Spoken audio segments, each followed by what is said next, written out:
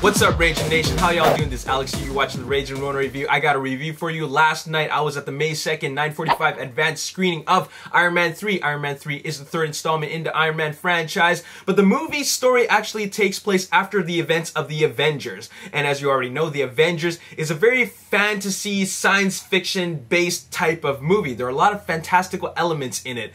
However, Iron Man 3, much like in the tradition of Iron Man 1 and 2, is a very grounded and reality-based film. We're dealing with science, technology, and mechanics in these films, and Iron Man 3 is no different. So I just gotta mention that because there are no fantastical elements in this movie. We're back to the grounded realm. So, with regards to the story deals with the Extremis story arc that is known in the comics. You don't gotta be a fan of the comics to enjoy this film, but I gotta let you know that they borrowed elements from the Extremis story arc, which deals with nanotechnology. All you gotta know about this story is that Tony Stark's world is being threatened, and what I mean by world is that Tony Stark himself, his home, and his friends who are dear to him, his close friends, okay? That is his world. That's all he has. So that is being threatened by a threat known as the Mandarin, played by Ben Kingsley. And if you don't already know, the Mandarin is actually Tony Stark's arch nemesis in the Iron Man comics. So they're bringing in a character who is very famous in the comics. So that is really cool. And we also bring in a character known as Aldrich Killian, who is also famous in the comics. Aldrich Killian is played by Guy Pearce, and he is one of the key factors in this Extremis story arc, okay?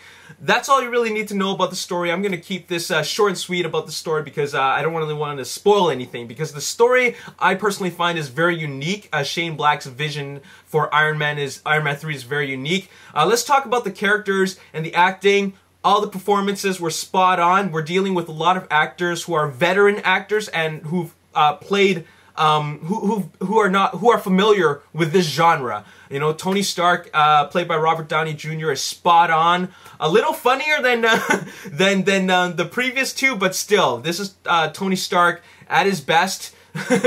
Keeping everybody entertained. Pepper Potts, Happy Hogan, Aldrich Killian, Ben Kingsley, all their performances were great as their characters. The characters in Iron Man 3, all we really gotta know about is them bringing in new villains, okay? That's what the Iron Man movies are all about, and the stories rather. It's about these guys who always want to challenge Tony Stark, and that is what makes up the villains, because they always want to show that their technology is better than Tony Stark's technology. And once again, just like in the tradition of Iron Man 1 and 2, 3 is no different with regards to these types of characters, alright? So let's jump into the direction of the film. Shane Black is the director. Jon Favreau stepped out of the director's chair, and now it's replaced by Shane Black. And Shane Black is new to this genre. He's never directed a big budget blockbuster movie before, let alone a superhero movie.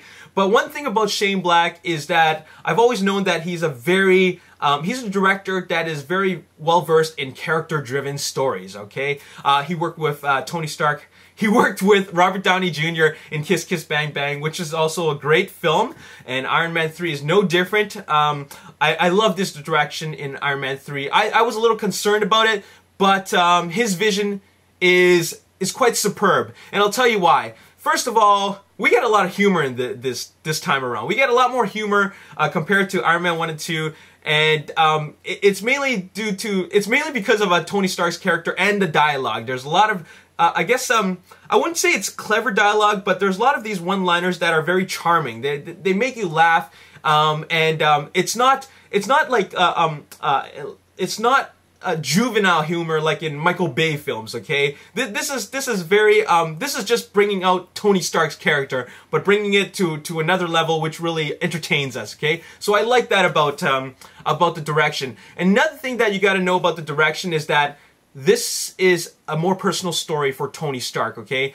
One thing about Iron Man 1 and 2 is that every time there's an Iron Man movie, it deals with a different aspect of Tony Stark's character. Well, Iron Man 3 is no different. We're dealing with a more personal story. It's about revenge, redemption, emotions. Tony Stark is going through a lot of emotions in this movie, and it's cool for us to see that, all right? And of course, we bring in new technology and of course, bigger technology, and that's what the Iron Man movies are all about as well.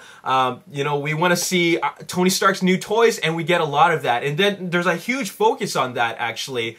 Tony Stark's character, or Iron Man rather, he's got new weak points. I mean, weak spots, okay? He's got a new Achilles heel, and that's what makes his character very, very well-rounded. And Shane Black really brings that out of Tony Stark and Iron Man. And I really love that about this movie. Another thing is that this is a very Tony Stark movie. I would compare it to kind of like Bruce Wayne in The Dark Knight Rises, okay? Where you see a lot of Bruce Wayne, but more Bruce Wayne than the Dark Knight himself as Batman. Well, we get that kind of thing also in Iron Man 3. You see a lot of Tony Stark, and he has to work his wits and his knowledge in defeating bad guys as Tony Stark, but it eventually you know, becomes an Iron Man movie, right? But you know, that's what Iron Man and Tony Stark is all about. It's about you know, the geniusness of the Tony Stark character, and that's what I love about and that's another thing that I like about Shane Black's direction. He does something different with the character, and it's very cool. I really, really welcome that. Let's get into the action, okay? A lot of people, as they're watching the movie, they might think that, whoa, you know, what's up with the pacing of this movie? There's so much Tony Stark in this movie, not a whole lot of Iron Man action. But I'll tell you that this movie, the action in Iron Man 3, actually has more action than Iron Man 1 and 2, okay? There is a lot of action in the movie, but you gotta wait for it, okay? You gotta follow the Tony Stark, the story, you know, you gotta follow his journey, but once the action gets there, it is very, very satisfying. I think that Shane Black did an amazing job as an action director, or directing the action rather, and there was some great choreography. There's this one scene where, I don't want to spoil too much about it, but he's working with the Iron Man Mark 42, which, in my opinion, plays its own character. The Iron Man Mark 42 is its own character. I find that there's this one scene where he's fighting bad guys with only half of his armor on. That was really, really well done. It was actually really exciting, gave me goosebumps, and there's a scene where I don't want to spoil too much, but there's this one scene that I gotta talk about where Iron Man 3 is rescuing people. I'll just say that he's rescuing people, and once he does rescue the people, it is very satisfying. Shane Black does a lot of new things that we haven't seen in Iron Man 1, 2, and the Avengers. It is really, really cool, and I absolutely believe that he knew what he was doing. He really did something special with regards to the action, and the action is top-notch, and there's a lot of it. So you don't have to worry about that. What else do I gotta say about the movie? I mean, I'm saying a lot of great things about this movie, but this movie isn't without flaws.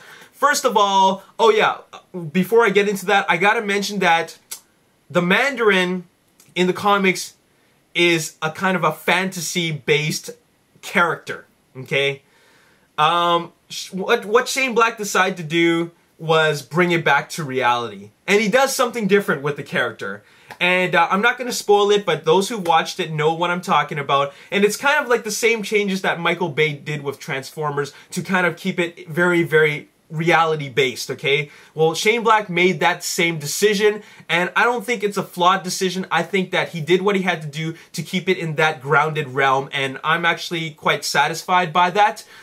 It is something different, not what I expected, but I see why he did it, and I totally respect him for that, with bringing Iron Man, the story of Iron Man from the comics into, you know, a reality-based live-action universe. So that's what I gotta say about that. Now, the only thing that I gotta say about the like, in terms of the flaws, is that some story elements were a little underdeveloped, and also the villains, okay? The villains in this movie are not as strong as what I'd hoped for, okay?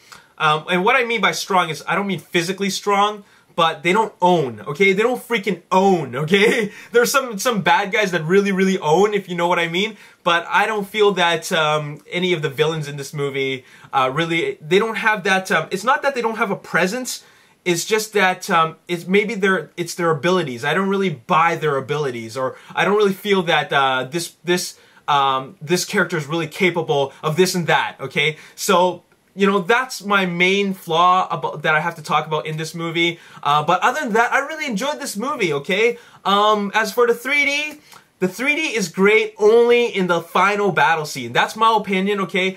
I see the 3D elements there and what they're trying to do with that, but keep in mind that the 3D is an afterthought, okay? It's just Marvel Studios trying to make more money, but in no way does it really enhance the viewing experience that much. You know, there's some movies out there where you need 3D to really bring you into the story, into the movie. Well, this is not the purpose of the 3D. The 3D is just a kind of a gimmick. It does work okay. It doesn't work. It works not bad in the final battle sequence. I think the final battle sequence works in 3D, but the rest of the movie doesn't really need to be in 3D, okay? It's kind of like the Avengers, where the New York battle worked really well in 3D, but other than that, it didn't really need to be there. Anyways, that's all I gotta say about this movie. I really wanted to keep this review short and sweet, but you know, I have a lot of things to say about this film.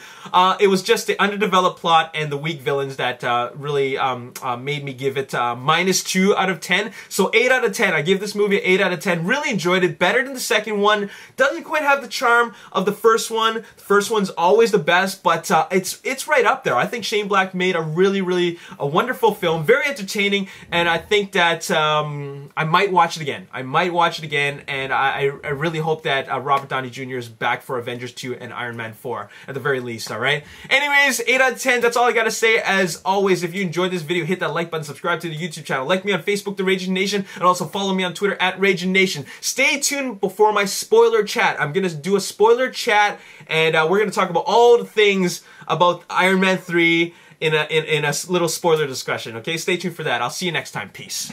Subplot. But when Dusty Rhodes and Tony Stark are together, I love the chemistry. I love the chemistry between the two. It really works. It's the